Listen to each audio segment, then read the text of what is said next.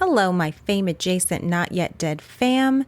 It's Courtney here, and I wanted to enter into the following episode with a bit of a trigger warning. We will be discussing instances of rape and domestic violence, and I want you to be aware before you proceed. Thanks so much.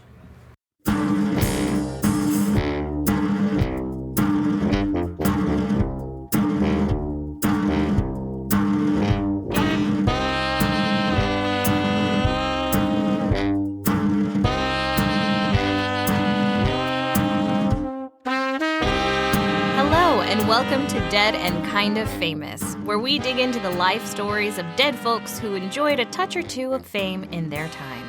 And now reside permanently in the Hollywood Forever Cemetery. Hi, I'm Marissa Rivera, and I know that the hike up to Runyon Canyon is not worth it. And other than that, I know nothing. And I'm Courtney Blomquist, and I know how to give a cat an enema, and also everything about what we're going to talk about today. Ew.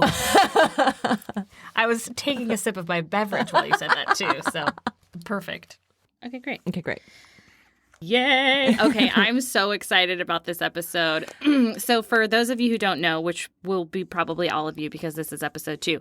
So I don't know about anything that Courtney, I don't know who she's going to bring to the table. I don't know anything about it. All I know is that this episode is going to be a 2, probably 3-parter. Yeah, we're going to have to see. We're gonna see, but I'm excited because it sounds juicy. It's juicy. It's salacious. It's I would say angering at times. Okay, controversial. It's controversial. Can you turn this so that I can see your face? I swear right now Marissa is like in a sound cage and all I can see is like the side of her head and her hair. Yeah, we have a funny recording setup, but it's great. It's great. Okay, hold on. Let me adjust. Okay. I just know that I'll feel like I'm talking to myself. Okay. All right. So, yes. Okay. So today, I'm just going to get right into it. Go ahead. Dive in. Today, we are talking about Christopher Jones. Okay. Christopher Jones. Very, I don't know, not seeming like a big special. Weighty name. It's no Baron von Frankenstein. I know. I mean, how could you? You can't. Not everyone can be a baron. Not everyone can be a baron. However, Christopher Jones, his grave is close to the barons. So if you're visiting the baron, you can visit Christopher Jones at the same time. But we are talking about Christopher Jones. And I want to take a peek at his grave first. So I'm going to have you take a look at this here. First looks. All right. So that's the grave. Says Christopher Jones, in parentheses right below, William Franklin Jones, 1941 to 2014.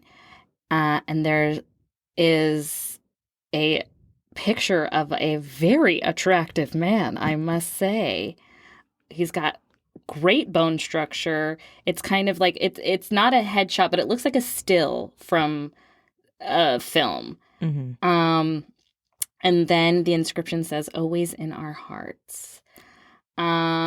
So Christopher Jones. Yeah, let's talk about his obit. Let's talk about the Marissa Rivera obit of Christopher Jones. Christopher Jones was Jesus. Starting off strong. Christopher Jones was born in 1941 to 2 proud parents in Ohio on a farm, a dairy farm that had been in the family for generations. Bucking the standard of working for the family farm, he decided to follow his dreams and run away to Hollywood at the tender age of 16. Where he, for all intents and purposes, made it. I mean, he worked. He was on screen. He started behind the scenes, trying to be on sets in any way that he could, but he was just so attractive that his star power, his on-screen ability could not be denied. And a producer spotted him from afar, and the rest was history. Not really an A-list star, but working all of his years all the same. He loved the Hollywood nightlife and was a womanizer. I just couldn't see it in his cheekbones. You don't have cheekbones like that and stay faithful to one woman. No, they cut glass and they cut hard. That's right. So he got married. He did, because that was the convention, but never stayed faithful to his wife. So his marriage fell apart. This is all in the obit, by the way. All the tea is in this obit. So his marriage fell apart, and then he lived the rest of his days as a consummate bachelor and absentee father. And he died. I don't know. What is the math here? 2014 minus 20. 72. He was 72 when he died. Okay, great. Let's cut that out because people are just gonna make fun of my math skills. Whatever. I only know that because I've been researching it. Yeah, like Okay. I didn't do the math. Let's be real. So he died at the old age of 72, having lived a long, fulfilling life. His real name is William Franklin Jones, but his stage name, as his main name on his gravestone, is Christopher Jones. Don't you forget it.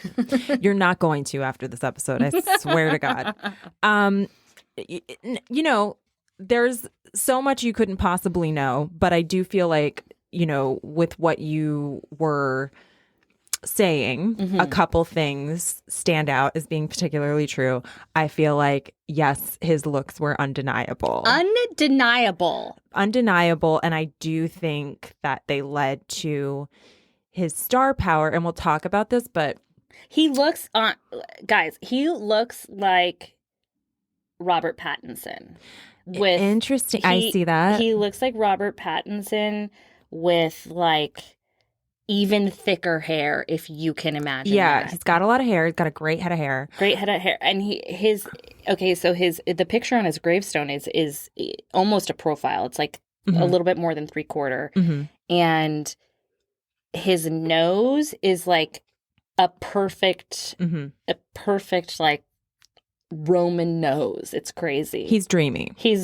And he looks like he was carved from stone. Totally. And so we'll also get into this, but it's interesting you say Robert Pattinson because the person that Christopher Jones got compared to the most was actually James Dean. Oh, I can see that. Yes, I can see that. all the fucking time. So he got it all the time. He lived in James Dean's shadow, probably. A little bit.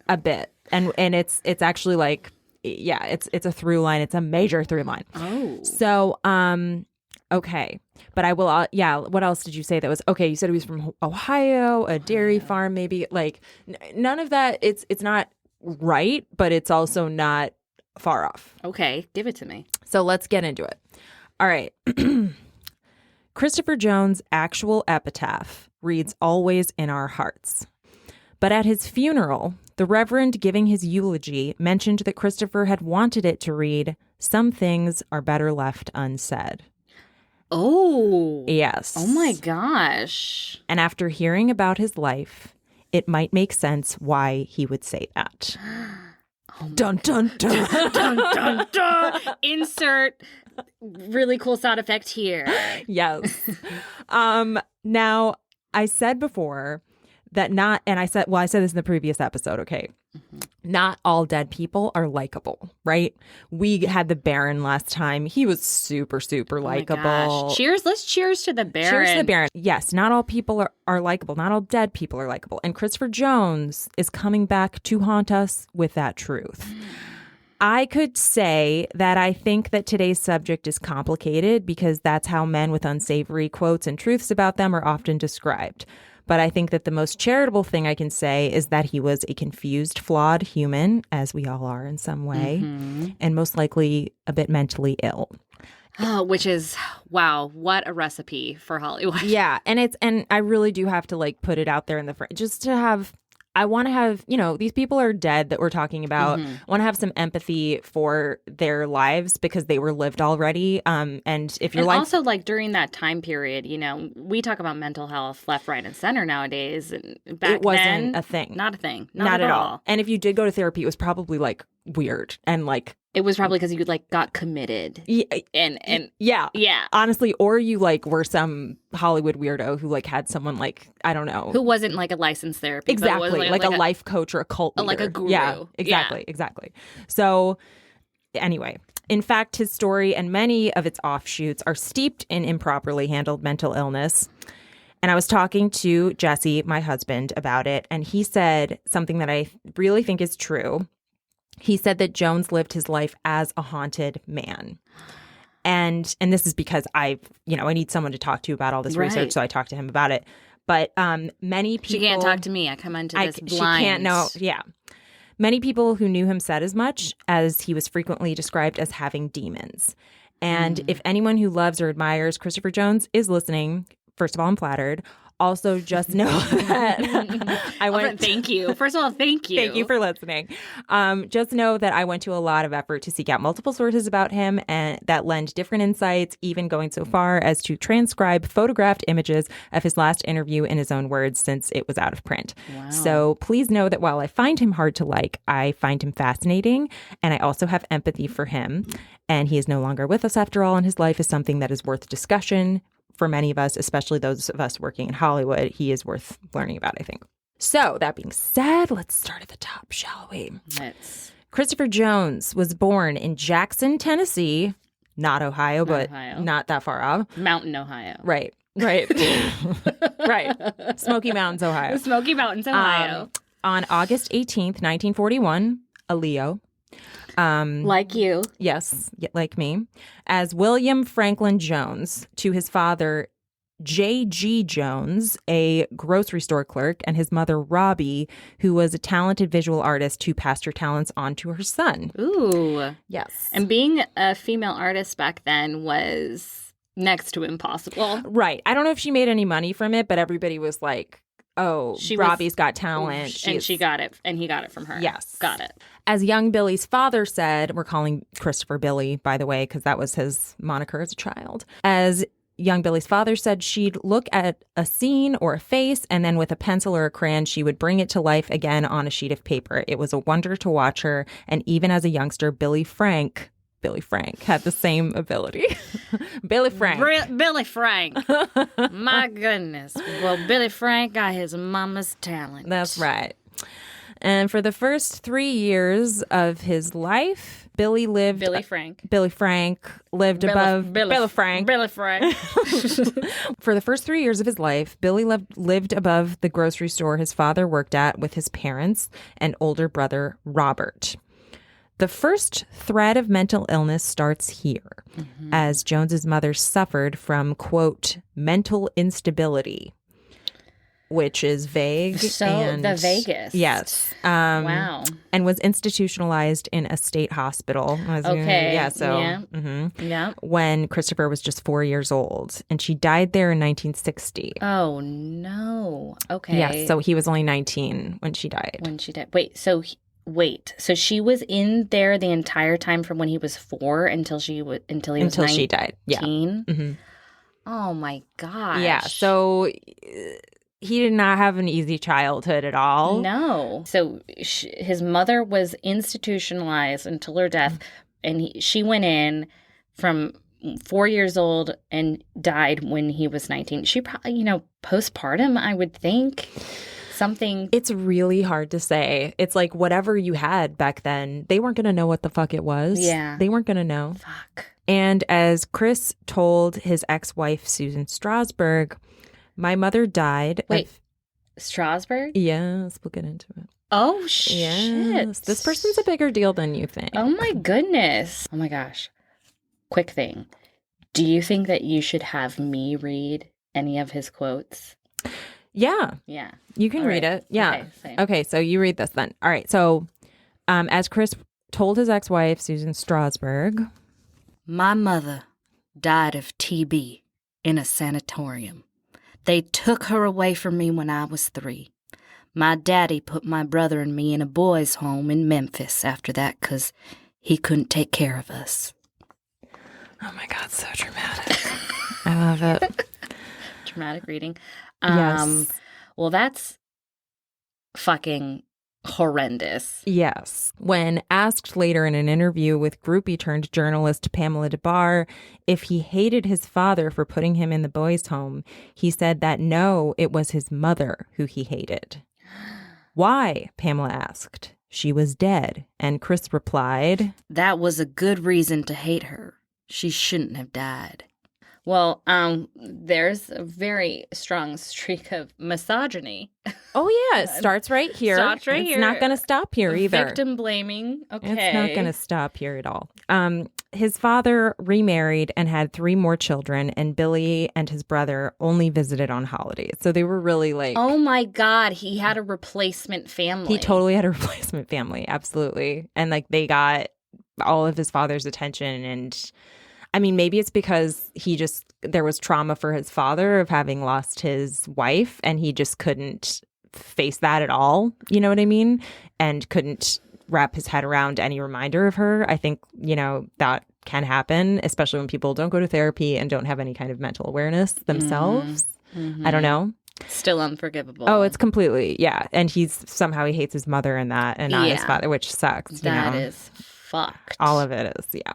So Billy Frank made a friend at Boys Town named Robert Duke when the older boys forced them to fight each other for their entertainment like, quote, dogs or chickens. Wow. And perhaps giving insight into the man he'd grow to become, Duke said that being a long-term resident of an institution like Boys Town takes its toll when it comes to trusting people and forming relationships. Of course. Yes. Like even if they were friends and you're forced to fight someone, like that will irrevocably change your relationship. Of course. Even if you're friends to begin with. Oh, God. Okay, the manipulation, it's just torture. Yes. Truly. And he said, so Duke said, you learn not to form relationships with people. You learn to be a loner. You learn emotionally not to become too vulnerable to relationships because they're transient in most cases. Mm-hmm. I think Billy Frank was typical of that pattern. Yeah. So the executive director of Boys Town, Joe Stockton, took a shine to Billy and even wrote him a recommendation for art school. This boy was no punk, Stockholm is quoted to have said. Don't ever believe anything you might read that would make you think that. He was bright and he was good. He should be living proof to other underprivileged boys that you can become a fine man and find your own place in life no matter what has happened if you just aim for the heights. Well, damn. I feel like he sounds remarkably like our main character, Billy Frank. Yes. And by the way, Billy Frank probably did have an accent when he was younger, so I love this. I think later he did, because of course everyone loses their accent. You have to train out of your accent. Exactly. I trained out of mine. What was your accent? I had a little like Puerto Rican Miami girl accent for a while. Oh. Yeah, I did. Not by the time when I moved here. My theater teacher in high school was like, you can get more work if you don't have an accent because Hollywood is racist. And it's true. Interesting. Yeah. Well, I have a Midwestern accent on certain words like bag and museum, which is more just a pronunciation thing. But anyway, I digress. So Joe Stockton was the first to bring Billy's likeness to James Dean to his attention. From there on out, Billy was obsessed with Dean. Stockton took him to see a screening of Rebel Without a Cause, and when Billy learned of Dean's death by car accident, he became even more fascinated with him. And I think that's true of a lot of people. James Dean is a pretty mythical figure. Yeah. Yeah. And like Dean, Billy wanted to be a star. I adored movies.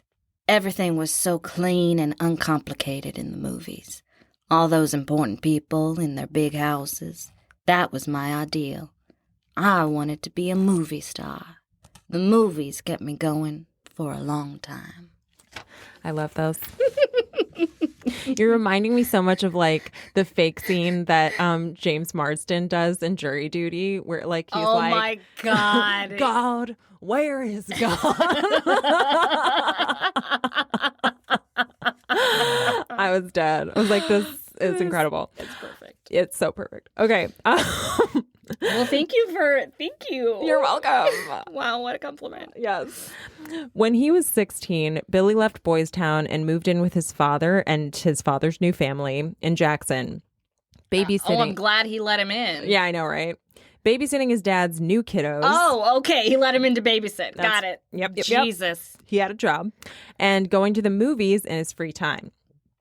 Motivated by the dream of leaving town, Billy talked his father into signing the papers that would allow him to enlist in the army, and then he joined up for a total of 2 whole days. Wow. Well, when you can't hack it, you can't hack it. Nope. Billy, I swear we're right on the edge of referring to him as Christopher, by the way, was never one to enjoy being boxed in or told what to do, and this would be a theme throughout his life. Honestly, same. Keep going. Yep. We relate. So naturally, the military didn't suit him. And so he bailed and went AWOL. He just up and left. He left. Damn. Yep. According to his ex-wife, Susan Strasberg, he told her that of his time in the army, I hated it. They even told you when to take a leak. One night I got this overwhelming urge to go to New York, as if something were drawing me there. It was crazy, but I split the next day. Yep, he was out. Jones said in his interview with Pamela DeBar that he stole a car and drove to New Orleans before making his way to New York.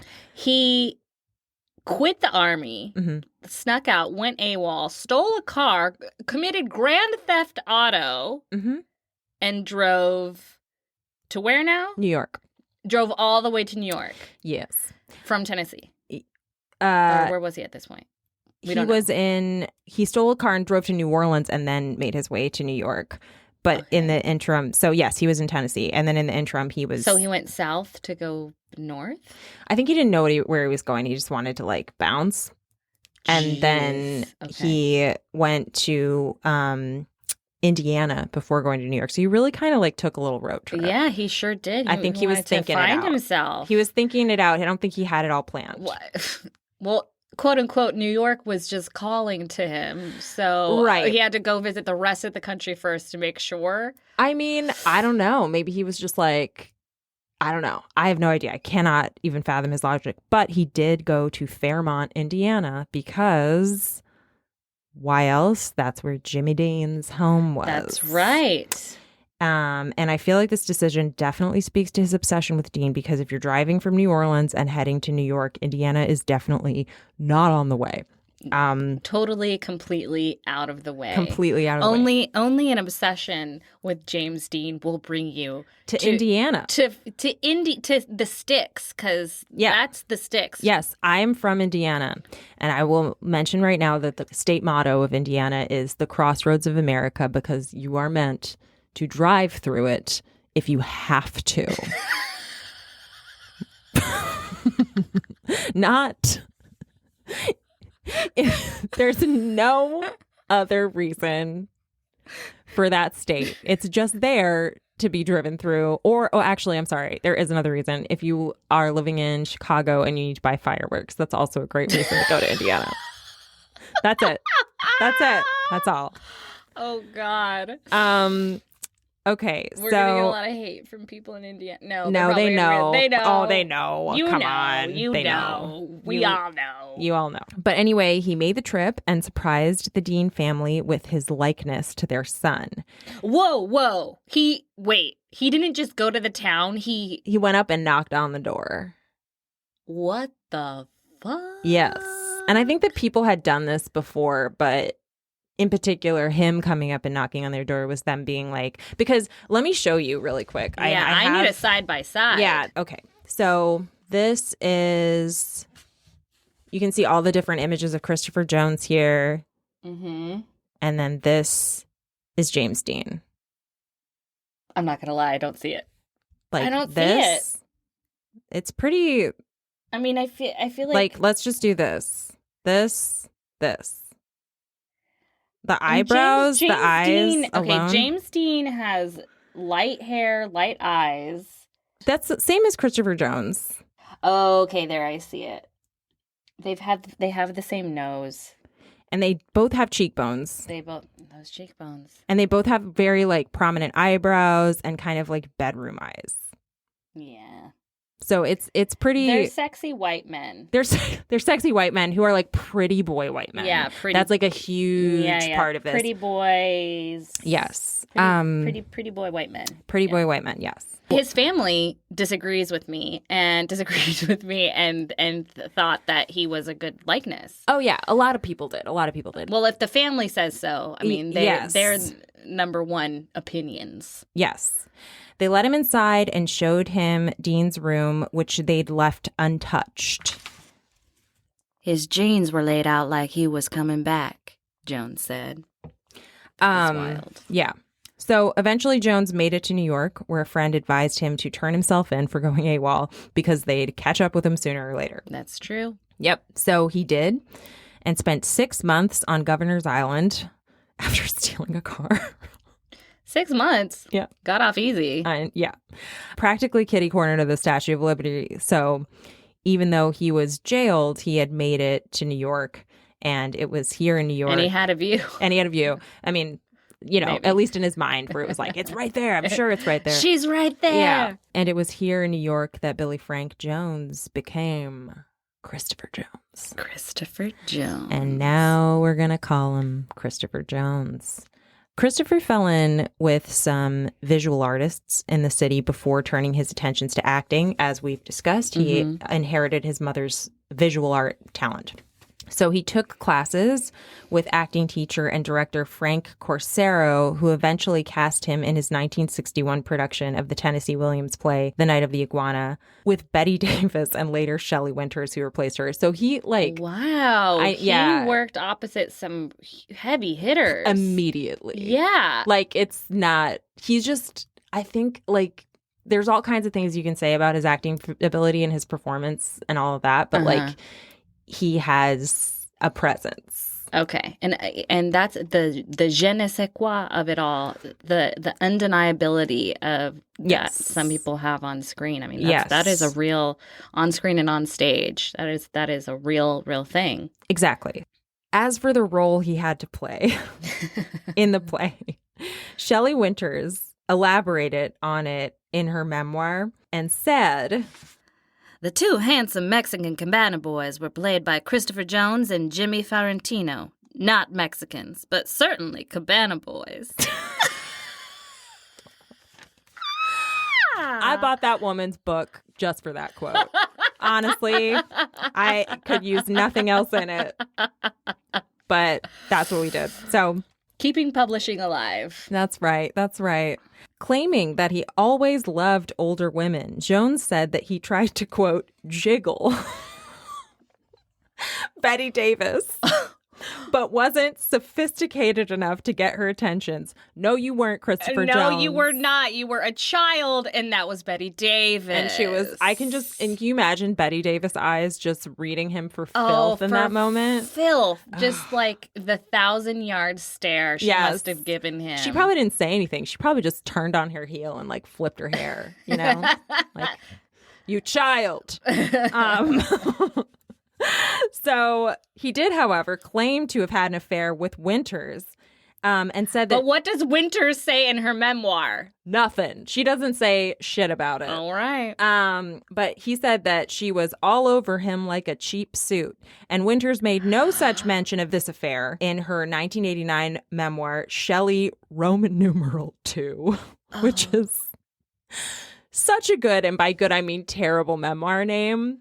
Shelley 2, which because it's not the first memoir, it's the second. It's the second, because you wanted more. I know you did. So Shelley 2, the sequel.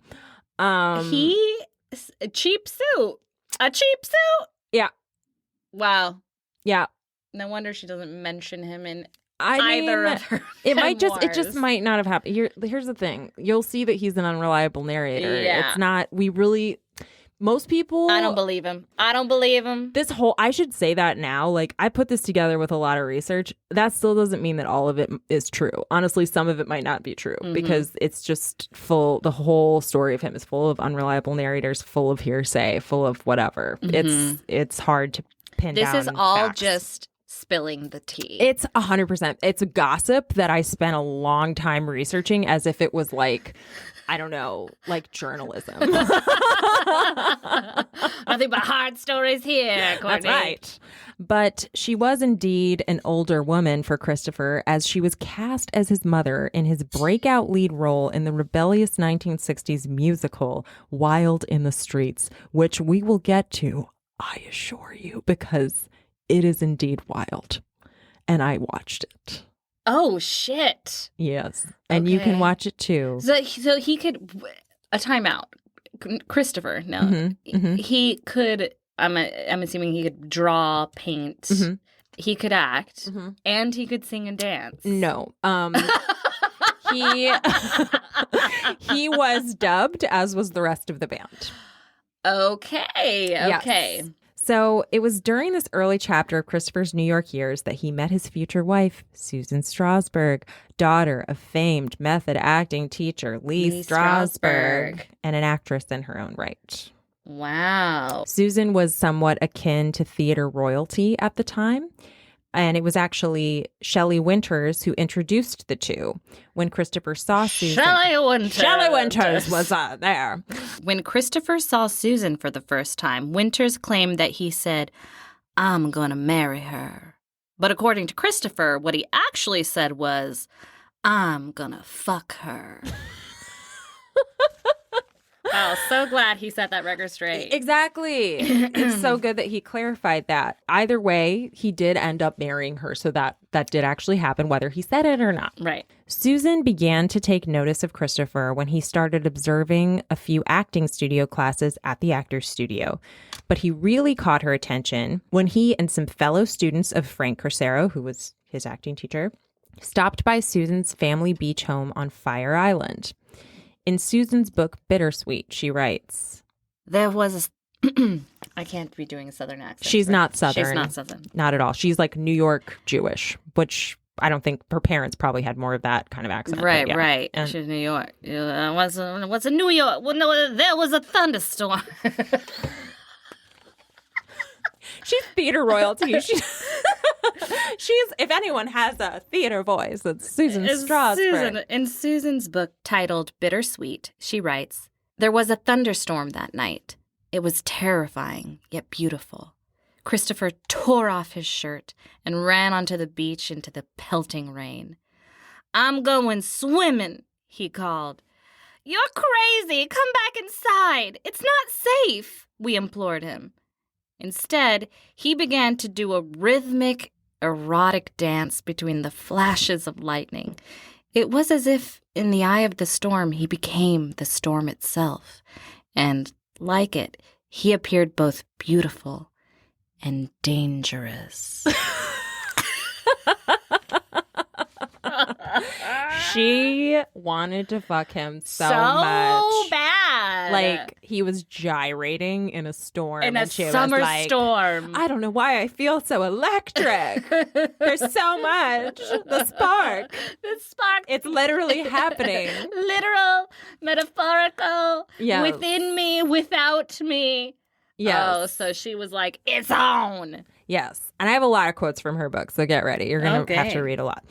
On their first date, they rode the ferry, which, Lord, as someone who originally went to school in Staten Island and had to ride that godforsaken ferry, that is not a romantic boat ride. It is like a waterlogged bus ride, but I digress. Susan says that on the ferry, Christopher brushed against me, and I felt as if I had been tattooed. That's hot. Ooh, branded. That's really, she felt that the tingly tingles down yes. yonder. And honestly, the way that she writes about the start of their relationship is so hot and well written. So we're just going to have Marissa Ooh. Read that. Ooh. Because I had to include it because I just feel like for all the things we're going to hear about Christopher, you also have to know what draws people to him, especially people who have fallen in love with him. So, yeah. Later that afternoon, the two of us walked from the Bowery uptown to my 84th Street apartment. After 20 blocks, we were holding hands. He temporarily as shy or as cautious as I was. After 4 miles, we were arm in arm, and by 81st Street, my head was against his shoulder. I looked at Christopher's clear, clean profile. He does have a very good profile. It's an excellent, as established, yes. Excellent profile. I looked at Christopher's clear, clean profile. The setting sun filtering through the skyscrapers chiseled his high Indian cheekbones. And I fucking knew it. God, his cheekbones. Yes. Sorry. If Shelley, this isn't Shelley Winters, if Susan says it, Indian cheekbones? I don't know what that means. I think that's slightly racist. Probably. Unless she thinks like, well, I guess she's probably saying, I think what she means is, I'm guessing what she means is Native American. Right. And that it's like, because there's definitely some cheekbones. Yeah. So that's probably what she means. I looked at Christopher's clear, clean profile. The setting sun filtering through the skyscrapers chiseled his high Indian cheekbones and outlined in light the straight lines of his nose, the sensuous thrust of his lower lip. He's so beautiful, I thought. Susan, I admonished myself, you don't want to wake up in the morning with someone who's prettier than you. But that's exactly what she did. That's exactly what she did. She definitely woke up with someone as pretty and continued to do so. But maybe it was the fact that he spilled about his AWOL prison time and traumatic childhood on that fateful walk. Oh, he vulnerability bombed her. Oh, 100%. Or perhaps it was the way he fatefully walked with such star power. Oh my God, this is so... It's like reading a romance novel. I know, goodness gracious. As he was talking, Susan said, I noticed the people we were passing on the street were reacting to him almost the same way they would have a movie star. They stared at him or did double takes. He walked with that ambling southern gait, a little defiant, pelvis thrust forward, exuding energy. Sexual energy. Big dick energy. When you walk with your pelvis. Yeah. I mean, that's what that is. That's a cowboy walk. That's right. A cowboy walk with Indian cheekbones. My goodness. Yep. Well, it was what? What a powerful 60s, combo. Yeah. We reached my apartment, and when he walked through the door, an unspoken commitment had been made. The next 2 weeks, we became inseparable, caught in the glow of our romance, hardly leaving the apartment. Ooh, all those early days when you just get out of bed to take a shit and eat something. So I went hard on all that introduction stuff because that's the fun part of their relationship. You have to understand what pulled them together. Yeah, but sexual magnetism. Yes, but there's a lot that's not fun. So I'm going to get into that. So at first they were hot and heavy, lovey-dovey lovebirds. And then realities. Yeah, but things started to get weird as Christopher's paranoia and violent nature came more and more to the surface. Mm-hmm. Or at least when Susan began to notice it. Because it seems to me like that was there from day one. Like when they were having that romantic stroll where she was admiring the thrust of his pelvis, Susan had said to him, I suspect you're much more of a rebel than I am. Because... Yeah, go ahead. You read, Marissa. Marissa doesn't know anything, but she's reading what I know. Yeah. I suspect you're much more of a rebel than I am. Because she had a thing for bad boys, and she was flirting. That's right. And instead of being like, well, funny you should say that, because I do bear a strong resemblance to the greatest rebel of them all, James Dean, what Christopher said was... Who told you? Wait, hold on. I gotta get back into Christopher's voice. Yeah. Who told you that? Has some bastard been telling you stories about me? Don't believe anything you've heard. These New York intellectuals try to tear down anyone they can't control. They know I see through all their bullshit. Their mothers are out to get me. I think it's like these mothers are out to get me. These Or mothers. the mothers are out to get me. The mothers. Yeah. These mothers or the mothers? Like the I think these mothers. I think it's these mothers, like these New York intellectual. These like, mothers? Yeah, I think it's like motherfuckers. Not actual mothers because he hates his mother. That's what I was thinking. It's like a intellectual or like a Freudian slip of some kind. Oh my but like God. I think he's trying to say motherfuckers, but like she quotes him as saying the mothers. Yeah. So Yeah. she quotes him as saying mothers a lot. A lot. Yeah. And speaking of the mother he hated, I need to mention that Christopher told Susan that after he found out his mother had died, he could barely sleep and would only sleep sitting up watching TV. And one of those sleepless nights, The Cherry Orchard came on, in which Susan had starred. And he said she bore... As Anya? Do we know? I don't know. I think she was a younger character. Yeah. Yeah. Yeah. And he said she bore an uncanny resemblance to his mother. I couldn't believe it, Susan quotes him as saying. I had this picture of my mother when she was smiling into a camera, and man, it was weird. Her face superimposed itself over yours. It was the same face. You looked just like her. She was small and dark, like you. Edible. Ew. It's edible. It's edible and gross. Yeah. So he had a vision of his mom's face superimposed on his future wife's face before he knew her. But this is all before he knew. Mm-hmm. Ew. But anyways, early in their relationship, Christopher started taking Susan to some wild, groovy 60s parties. Sex parties. Yeah. Where, I don't know if they were sex parties, but they were like drug parties for sure.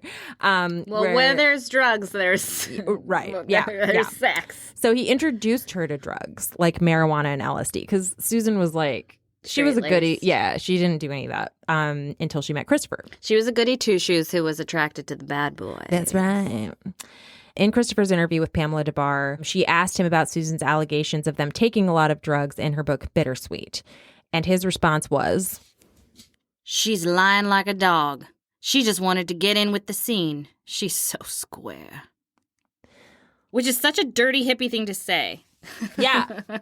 Such a dirty hippie thing to say. She's so square. She's so square. Stupid. What an insult. I just want to give his side of the story. Regardless, after the sheen of new love had worn off a bit, Christopher started to get abusive. And there's no other way to say it. Mm-hmm. The first instance Susan mentions is one in which Christopher was taking a nap and she had just gotten out of the bathtub. And Christopher confronted her saying, I'm just going to rapid fire this. And Christopher confronted her saying, who are you talking to on the phone while I was sleeping? And Susan told him she wasn't talking to anyone on the phone. She had just been taking a bath. But he didn't believe her because according to him, the tub looked dry. So he said, I think you were talking to a guy. And when Susan tried to walk away, he slapped her so hard that a bruise began to immediately appear on her cheek. Jesus Christ. And then he backpedaled and said... Oh, of course. Yeah.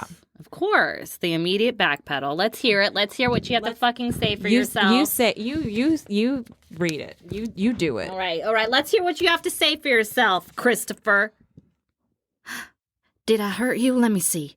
Susie, I wouldn't hurt you. You know that. And according to Susan, he ministered gently to her face. Yeah. Yeah. So immediately he physically assaulted her and then immediately gaslighted her about it, saying he didn't do that and he would never do that. Right. And she said he overwhelmed her with his tenderness and affection until somehow she wound up feeling sorry for him. Because she says, after all, he had such a terrible childhood and I had been so privileged. I felt as if I had failed him in some way. If I had loved him enough, he wouldn't have hit me. That's, first of all, classic manipulation tactics from an abuser. Yep. And that is, I mean, it's terrible. But it's terrible, yeah. It happens all the time. Right. People fall for it all the time. Yeah, exactly. Oh, God, I feel so awful for her. Yeah. So as you can imagine, their relationship continued in this way. Christopher got violently jealous and took it out on Susan violently. And while his jealousy, according to her, seemed to stem from unfounded concerns about other men, it's also possible that he was jealous of Susan's career at the time. And that's just my own speculation. Okay. Honestly, especially when they were living in New York, she was working much more than him, and he hadn't really found As his to be success expected. yet. Yeah. She was already established. Yes. She was a Nepo baby, pretty much. 100%. Yeah. And grew up with that training. Yes. Grew up with those connections. Of course. She grew up. Her father was Lee Strasberg, for Christ's sake. Exactly. Like, how can you not be a great actress if you have training from the cradle? Right. But there's definitely instances of him trying to get Lee Strasberg to be a father figure to him. He tries to like engage him in these big intellectual discussions. And Lee Strasberg. He just doesn't take the bait, like, ever. Because he saw right through him. Yes. And so there's definitely this unrequited love that he has with her father that probably complicates. It's just, yeah. Mm-hmm. And that's a through line. He never felt like he got the respect from her father that he deserved. No, but and he didn't. Quote unquote. And he didn't get respect from his own father. So it was all on poor Susan's shoulders. Yes, it was all on poor Susan's shoulders. She was working more than he was, of course. Either way, he was a nightmare for her and quite abusive. How long? Were they together? This is just while they were dating, too? They weren't married yet. So the abuse started before... The abuse started pretty early. I mean, she's talking about, like, I don't know the exact timeline of the abuse, but it's like, she's saying, like, everything was great for 2 weeks. We went to parties. So, I don't know. I'm guessing everything was great for a maximum of 2 months before all of this started. That's just the way it sounds from the way she's writing it. But again, timeline in general with this is a little tricky until you can pin it down with like specific films and stuff. And even then it gets really crazy. Okay. So, but basically the abuse started before the marriage. Which 100% it did. Yes. Which is, that can, yes. It would only get worse after marriage, I'm sure. Okay. So just buckle up. Oh, God. All right. So she lists many alarming instances in her book. Okay. Saying that he wrecked his motorcycle with her on the back. Mm-hmm. Somehow they were both unscathed. Played Russian roulette in front of her. And quote... No, I'm assuming not the Vegas Russian roulette. No. No, he had like, a bullet one in a cartridge. And yes. And he, quote, ignored her protests and took possession of her body. So, rape. And I apologize now that I picked such a complicated tombstone. Don't worry, by the way, I will insert a trigger warning. Yeah. I didn't give you the benefit of a trigger warning. Thank you. Yeah. Well, you signed up for this. I signed up for this. I did sign up for this knowing full well that this would likely happen. Yeah. He also, in some sort of fucked up trust exercise, shot a piece of furniture right behind her and let her believe he was shooting her, following up with, "You have to learn to trust me." Although, according to Christopher, he did not realize the gun was loaded and accidentally shot the piece of furniture next to her. What the fuck? Yeah. I know that this is her, word against his in a lot of ways, but it was brought up in the interview, the one I keep mentioning with Pamela Jabbar. Mm-hmm. I don't think he denies that much because she asked him about it. Mm-hmm. The shooting of the furniture. She asked him about, in general, her allegations about, the abuse. Yes, the abuse. And what she says in the book. She asked him about her book. Mm-hmm. And he says, quote, he hit her a few times, but he wouldn't hit a woman now. Oh, that's great. Great to know. Wow.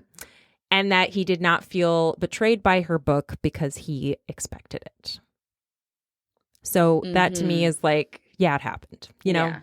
And all of this is awful. Obviously, listeners, if you are with a man like this, run away, and please know that by shining light on his story and Tombstone, I am not trying to excuse his behaviors. There are likable dead people and unlikable dead people, as we've said. And Chris ain't no Baron. He is no Baron. And we hate Christopher. Right now. And in the show notes, we will post resources. If you're in trouble or need help. Yeah. After living in New York for a bit, Christopher and Susan had moved to Los Angeles, where he had got his big break playing the titular character in the television series The Legend of Jesse James. The show only lasted one season, but it did solidify him as a pretty-faced star who received lots of fan mail from teen girls and proved his bankability. The year was 1965, and Susan and Chris had moved into a house in Laurel Canyon that was rumored to be haunted. Let me tell you something about Laurel Canyon. Let me tell you something about Laurel Canyon. It's haunted. It is haunted as hell. Mm-hmm. Laurel Canyon. There. Are the houses cheaper because of this? Not at all. Not one bit. There is. You have to be a special soul to live in the canyon for sure. Yeah, it's like Neil Young territory. It is. Yeah, it's a very storied place with, artists have always lived in Laurel Canyon in one way or another. Visual artists, actors, directors, music. There's a lot of music stuff going up there too. So, this checks out. This makes sense. Yes. This makes sense. Okay. So it was rumored to be haunted. And Christopher not only really believed that it was haunted. Of course he did. Yeah. He told Susan that he was having a love affair with the ghost. Stop it. Telling Susan. Stop it. You can read this part. Oh my God, what did he tell Susan? Okay, so he told Susan that he was having a love affair with the ghost, telling Susan she adores me. She can't stand you. She's jealous. She told me to get rid of you. The fuck? Yeah. The paranoia of all of that. And the also, ghost in our house told me to murder you. And also just like, hey, I'm hearing voices of a person who's not here. Right. And we're having it's crazy. Yes, it's crazy. Yes. And he is unwell. He's not well. And despite all the craziness, abuse, and red flags, Christopher and Susan did end up getting married. Not because I forgot they haven't even married yet. They were not even married yet. She legally bound herself to this man. Yep. After he he moved her into the canyon. Gentlemen, a pretty face gets you farther than you think. Not because their relationship was working in any way at all, by the way, but because Susan got pregnant. Oh, baby trapped her. Yep. Baby trapped her. With their daughter, Jennifer. Okay. So Jennifer was born with health problems, namely a cleft palate and a severe heart murmur, which Susan had feared were the result of the fact that she had taken a lot of drugs in the years prior to getting pregnant. But this is likely not the case. That's not how that works. Yeah. Jennifer did grow into Do your drugs before you get pregnant. That's right. Get it out of your system. Get it out of your system. So it's not in your system. That's right. Yes. Jennifer did grow into a healthy adult, and Christopher did seem to show love and concern for her as a father, which I do want to mention. Susan recounts that it was Chris who had noticed that Jennifer was aspirating in the intensive care ward. Back then, it was like the typical image you see in movies where all of the babies are in this room with glass, between and you and of the bassinets in a row. Yes. So he's like on the other side of the glass. She's not there, and he sees her aspirating. Wow. Right. So he saves her. Yeah, and that happened to my daughter at home, the aspiration thing, and it is really scary. So this stood out to me for that reason. And after she was treated, after he, called it to somebody's attention, hey, look, my kid is not able to breathe. She was treated, and he just went. Susan didn't even know what was happening, and he rushed her and the baby out of the hospital. He just got him up out of there because he was they're trying to kill her. Which, I mean, he was extreme with his shit, but I get it. Yeah, I mean, when you don't feel like you're being taken care of in a hospital, it feels more like a prison. But Susan and Christopher's relationship was not one to be salvaged by a baby. Oh, yeah. The baby Band-Aid didn't work? No. Surprise. Not with this mess. Susan had tried to get him to go to therapy, but like many men, especially at the time, Chris had refused. As Susan recounts in Bittersweet, Chris had responded by saying, "We can work out our problems alone," he said. "Doctors are the sickest people around. They live up in their heads. They don't know anything about real life." This is different, Christopher. Why don't you come with me and talk to the doctor? If we went together, it would be better. They'd just try to destroy me. We wouldn't have any problems if you'd accept the fact that you're only a woman and let me be the man of the house. I'm the strong one. And the misogyny we spoke of before does pop its head up again. And again. This is all from Susan's book. So no surprise they got divorced in 1968. So how long did the marriage last? That was they got married in 1965. Okay. I believe. So yeah, 1968. So a few years. God, not a moment too soon, Susan. No, a few moments too late, really. Yeah. Okay, so they got divorced in 1968, but not before co-starring in a film called Chubasco that no one remembers. Nobody remembers this movie because people wanted to actively forget it because it was so bad. No, it's just listen to the premise. Okay. Like, it's about a young rebel, obviously played by Christopher Jones, who secretly marries the daughter of the Portuguese tuna boat captain he works for in San Diego.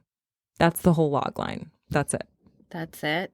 I don't want to see that movie. You know what I mean? My goodness, no. Yeah, it sounds boring as fuck. I didn't see the movie. Okay, I didn't because I didn't want to. But this is the way to do your research, Courtney. There's too many damn movies. Come on, I watched Wild in the Streets, and we're going to talk about it. But like, okay, so this is Chubasco. My daughter in here. That's Susan Strasberg. Gorgeous. Puta. You can go home now. Because he's Portuguese, but has no accent. What not? Clearly white. Yeah. And she's a Jewish girl from New York. This is very Rebel Without a Cause. I see the James Dean thing. Yes.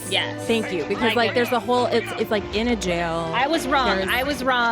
It literally looks like it actually looks like a scene out of Rebel Without a Cause. Right. Like it's like, did they use the same costumer, set designer, like everything? Yeah. Wow. Right. Wow. And he's like fighting with her father, which feels, I don't know, appropriate. Wait, I want to hear him talk. Does he talk? He does, but you know what? He got dubbed a lot. We'll get there. He got dubbed a lot. Okay. Casting Susan and Chris together in the film was not the original plan, but more of a backup plan.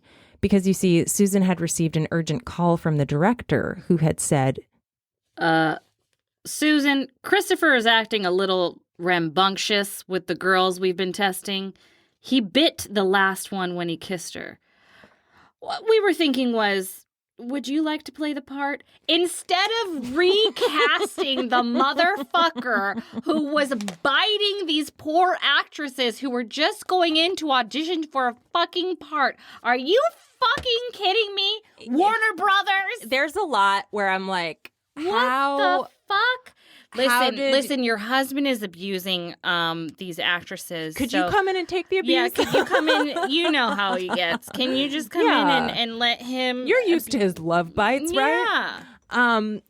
Okay, so all it took to break them up after that film was one last jealous outburst from Christopher, and Susan was out of there. She had complicated feelings about it until she learned that it was Christopher who had been with another woman the night before. I had never been jealous, she recounts. I always sensed my real competition was his love for his own pain. So now I felt free to go. That's heartbreaking. Yeah. It's like she is a really smart person, and you can tell, honestly, just by her level of empathy that she's a good actor. Like, she empathizes so much with him that it actually hurts herself, but she can see his humanity to a fault. Right. Classic, like, what is it? Lighting yourself on fire to keep others warm. Martyr. Yes. Yeah. So they divorced. And yeah. Good job, Susan. You got out. Susan. You got out, Susan. And while his relationship was kaput, Christopher's career was reaching its highest heights. As I mentioned. Oh, did that movie really just put him over the top? Honestly, everything Chubasco. It was, I mean, The Legend of Jesse James, I think, and this. He very much did have the James Dean thing of playing the rebel. Right. So he was seen as like a counterculture figure. He was seen as this bad boy, and he was getting all this fan mail from girls from the very first time he got any kind of... Everything was feeding into it. Everything was feeding into it. So it's like he was bankable 100%. There's no denying that. He was. Interest in these films was because of his fucking face, his physicality, his damn cheekbones. Yes. As I mentioned a little earlier, he starred in a super bizarre musical called Wild in the Streets, which I watched in full because you can watch it for free on YouTube. You're welcome. You're welcome, everyone. Or we're sorry. Yeah, it was... No, listen. It's a teen exploitation pick that satirically pits the counterculture, who we, as I just said, Christopher is, against the man by championing a cool 60s rocker named Max Frost, played by Jones, who wants to lower the voting age to 14. Honestly, sure. And Max gained so much political momentum from the plentiful young punks in his boomer base, which were the youth at the time. I have to clarify. Wow, the boomers were the youths. The boomers were the youths. It's a weird thing to like wrap your mind around, but that's what was going on. So he gets so much momentum behind this base of boomers who were, 52% of the population or whatever, that he becomes president of the United States. And it's good. Just listen to this. Oh God. Because if Chubasco's a movie I didn't want to watch, this is the movie obviously I watched, right? Right. So, and he makes... How could you not? I mean, truly. It's insane. So, and he makes retirement at age 30 mandatory. Honestly, not mad about it. That's fine. I would love to have already retired. Totally. And puts anyone, this is the part you won't love, and puts anyone over 35 in concentration camps with LSD spiked water. Live the rest of my days just high, but like out of your mind, hallucinating and like seeing monsters. Oh my gosh. This movie is crazy. First of all, let me just play a scene where you can see him like moving his hips and gyrating, doing his thing. All right. That 52% of America is under 25 years old. The rest of them, babies, they're the minority. We're the majority.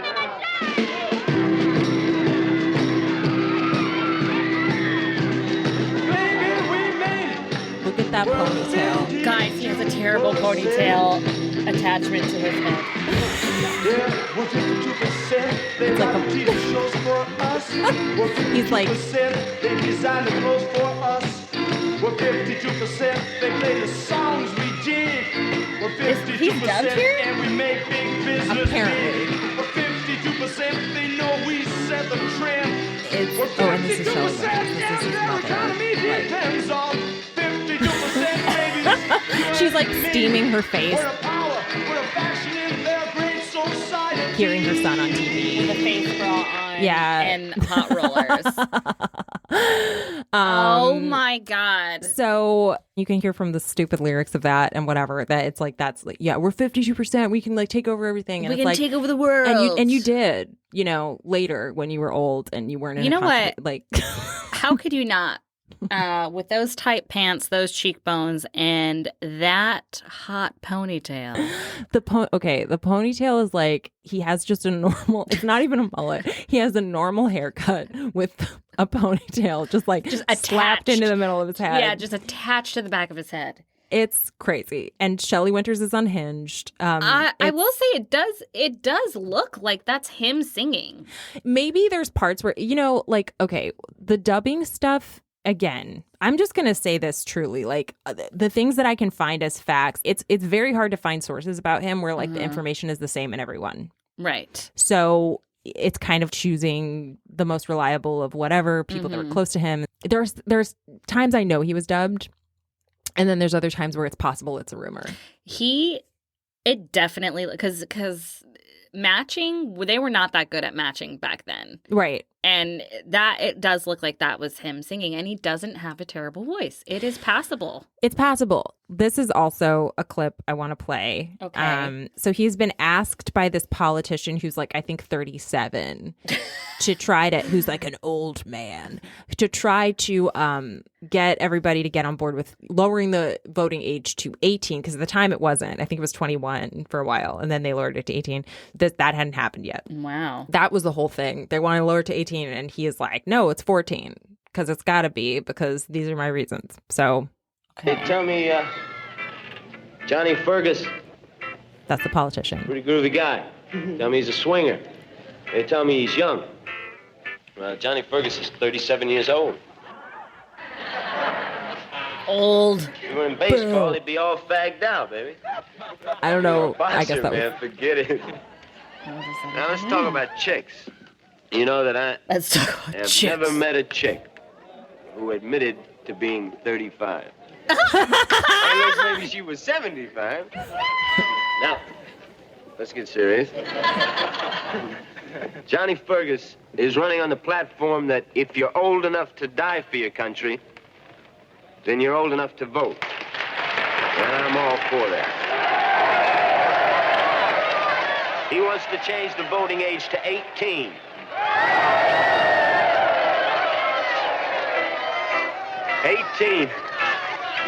Man, that's still playing sneaky Panther games. Sneaky Panther game. You know, So 60s. the boy who does my income tax, and I'm Babies. rich, babies, is 15.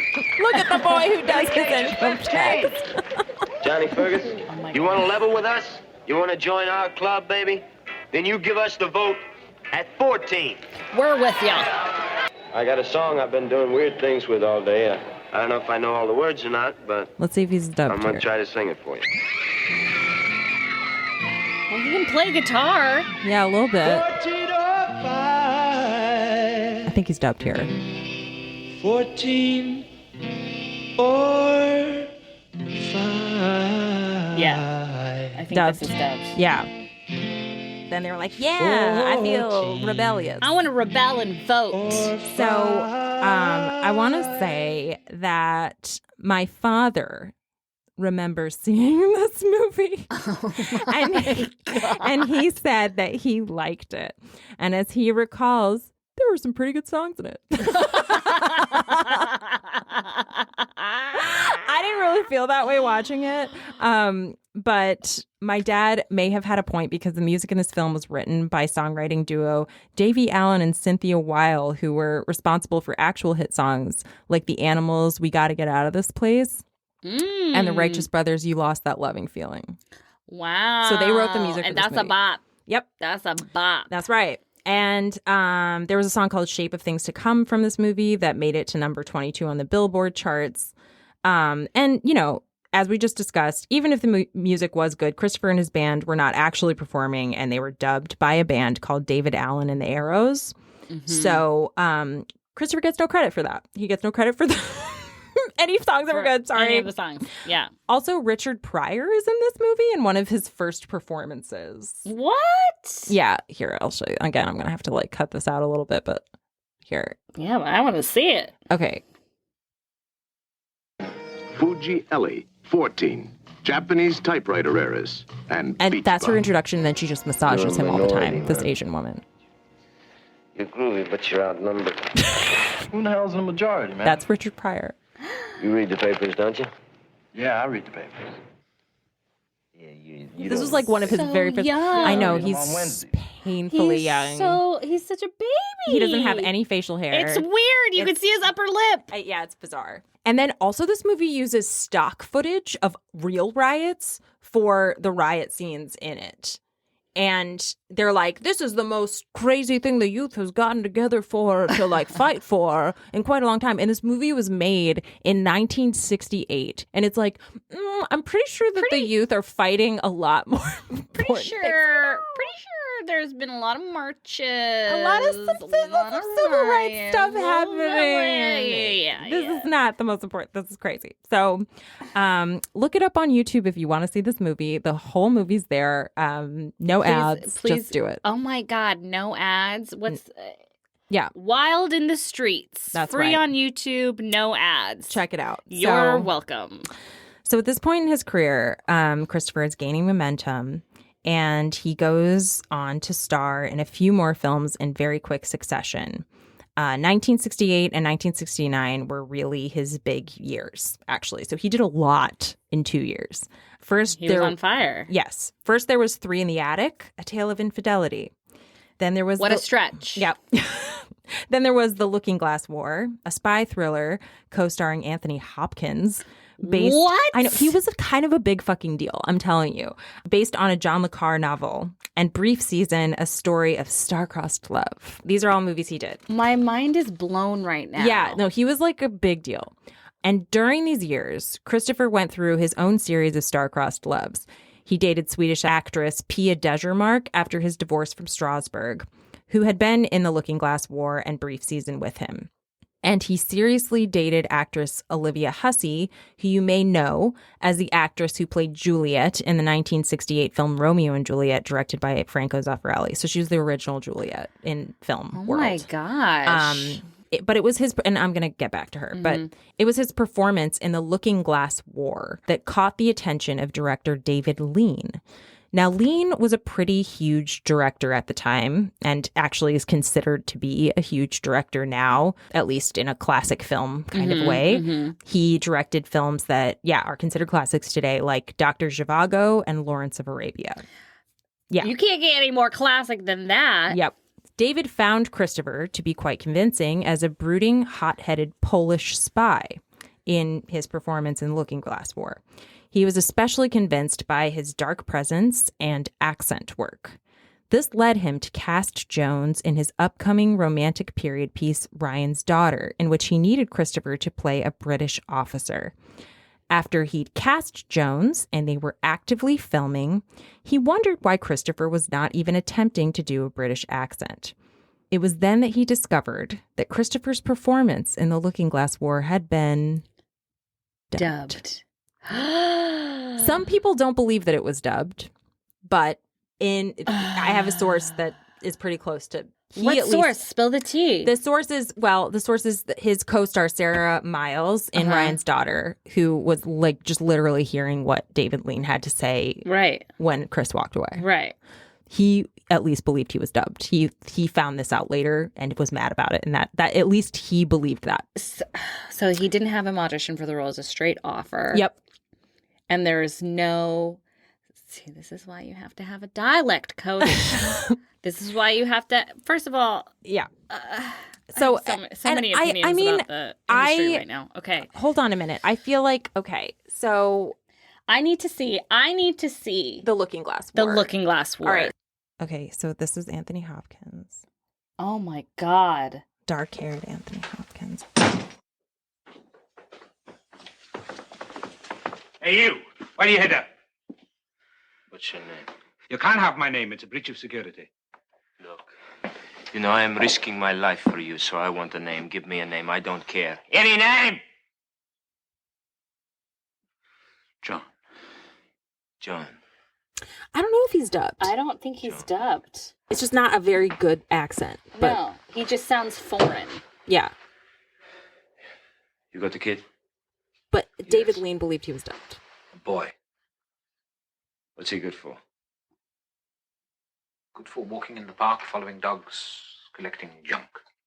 See, he's going in and out of the You accent. got the wife, you got the kid. Right. So, like, why would you You have got it the dubbed job you by believe somebody in. else?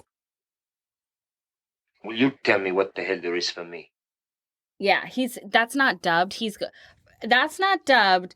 Mr. Lean was misinformed. And he just can't do accent work. And he can't. Well. Yeah, I mean, I think he did like a semi. That's not who is it? But he was impressed by it. He was impressed by it. He was impressed by this bullshit. I'm sorry. Like, this is bad. Yeah. It's not good. It's not good. It's not good. It's not dubbed. Because if it was dubbed, then it would have been done better. It would have been done better. And you can tell. Right. And I've read other people who have the same opinion. It's just for some reason with this particular thing, like, it's hard to find out. Okay, so the director. Because if he was, it was like done in secret. This is what it was. The director, Mr. Lean, had too much of an ego to be like, I was wrong about this guy. And instead he had to be like, this guy, it was a lie the whole time. Yeah, I mean, I also think he really was hardly attempting a British accent. Like, I can't even find easily scenes of him talking in Ryan's Daughter, like in the trailer or anything. It's like they just don't really show him talking that much. Did they dub him in Ryan's Daughter? Yes. Yes, they did. That's for sure they did. Absolutely. So, and you can tell. And well, yeah, like, but okay, so and the person's credited. I like know who dubbed it, everything, right? So Lean had vented his frustrations to Robert Mitchum, who was also acting in Ryan's Daughter. He said, do you want to read this? Or I can read it. I'm trapped in my own casting nightmare, he complained. He's incapable of hitting the mark and smiling simultaneously. In the end, Christopher's inability to do the accent, that really is what led him to being dubbed again by Julian Holloway. So that did happen. Yeah. But Lean did have this to say about Christopher. He had this extraordinary quality of screen presence, which I always find terribly difficult to describe or even to understand. And watching clips of Christopher, I have to say that I think that this is true. Yeah. And it is the scenes where he's not speaking and he's physical that he's the most captivating. No one said he didn't have a fine body, that he knew how to move. Right. He knows how to move it, though. Like, he knows how to occupy space. He does have that. And a lot of people struggle with that. So, true. He does have that. So Sarah Miles was the actress playing Christopher's love interest in the film, and she had this to say about Jones. She's British. Oh, thank you. You're welcome. Christopher Jones was a law unto himself. I like him a lot, although I think he was having personal problems at the time. Playing a leading part in a David Lean epic, that of an upper-class English major, a shell-shocked First World War hero, no less, isn't the ideal thing to combine with being an American who has very little film experience and an identity crisis. Oof. So she was fair, was like, it wasn't easy for him. He was having an identity crisis. Yeah, I think she's being fair. Yeah. That was very diplomatic of her. It was. So according to Miles, Jones had requested to bring his Ferrari over to Ireland. Oh, I love that, this actually happened. Can you imagine making that request now? Like, honestly, if anyone did? Like, yeah. You think people do? Like, can I have my own Ferrari shipped to Ireland? Not can you just now it would be like, can we just get you one here? I mean, I feel like if you're that much of a star and you can be that pushy. Yeah, but I just don't think he was doing well enough in this movie for them to, you know what I mean? But he's regretting casting him, and he's like, hey, can I have my Ferrari? He would have gotten fired. But they did it? Yes. So they bring it over to Ireland where the film was shot after shooting had began. And he wrecked it because he didn't know how to drive it on the other side of the road, right? Well, I have theories about why, but yeah. So Lean had obliged and then said in confidence, hopefully he'll kill himself. Oh my God. He was really not happy with the fact that he cast him. And Christopher did not kill himself in it, but he did total the car speeding down a dirt road, just as he had done with another car while filming Brief Season in Italy, which was just months before. He truly seemed to be so enamored with the lore of James Dean's death that he wanted to claim it as his own. And I say that because this is the third crash. He did the motorcycle crash with Susan, the car crash in Italy, and now this one. Yeah, you read this. This is I think this is relevant here. So this is from Christopher. Sometimes I feel like a James Dean Avenger. Maybe I'm a continuation of the whole thing, he later said. A piece of the puzzle's gone because Dean was too wild and had an accident, but he was the real thing. Most people are afraid to die, and that's what makes you the real thing, whether you're afraid to die. But Dean was something divine, like no actor before or since. I'm fascinated with death. That kind of death. He had a wish. He had a fascination with a car crash death. Yes, to the point that he wanted it for himself. Well, it weirdly had he died that way while filming, Well, being with Let me with tell a you famous something. director, we would have probably known who the fuck he was. Yeah, and this episode would not be as long or as confusing. Or as difficult to research because his lost years were hard, let me tell you. But anyway, we'll get, yes. Okay. So let's adjourn for now because there's so much more. Gosh. There's so much more. I think we're going to pick back up part 2 in the middle of him filming Ryan's daughter. So we're going to get right back into that set, which honestly kind of makes sense because I should say this, that movie had all these like weather problems and it was filmed in Ireland and it took an entire year. So this is like a good, it's, of course we're still talking, like there's a lot going on. It makes sense to pause in the middle of it because a lot of shit went down while he was filming that movie. A year-long film, yeah. Yeah. Well, Ireland's weather. It's not famous for cooperating. Exactly. So we're going to come back to Christopher Jones. If you guys are still with us, I will say it's not like it gets more boring after this or anything. There's a lot of stuff. No, this is fascinating. It's pretty fascinating, right? Like, had he actually killed himself in a car on this set for this famous movie director, we might have known who he was.